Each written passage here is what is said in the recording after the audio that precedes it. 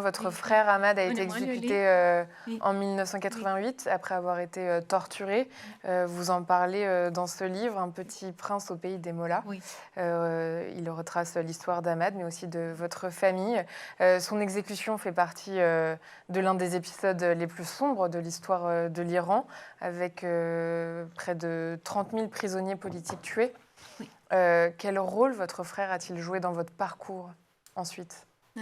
Quand, à cette époque, j'étais en France, j'attendais qu'il soit libéré parce qu'il était condamné à 5 ans de prison et il avait passé plus de 5 ans en prison.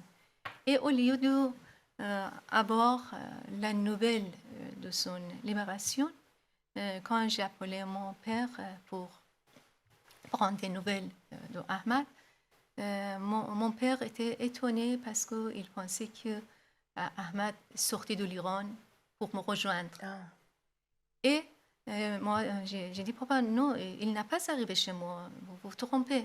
Il est allé chercher des prisons de prison parce que Ahmad a été libéré pour quelques mois en courte durée et il essayait de sortir de l'Iran et il est tombé dans les pièges des gardiens de la révolution et à nouveau été arrêté, torturé et exécuté dans le grand massacre des prisonniers politiques.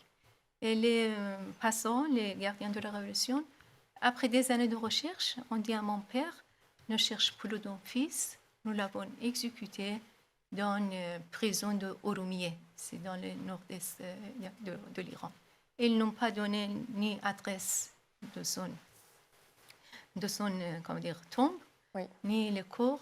Et c'est un calvaire qui, pendant des années, beaucoup de milliers de familles ont vécu en Iran.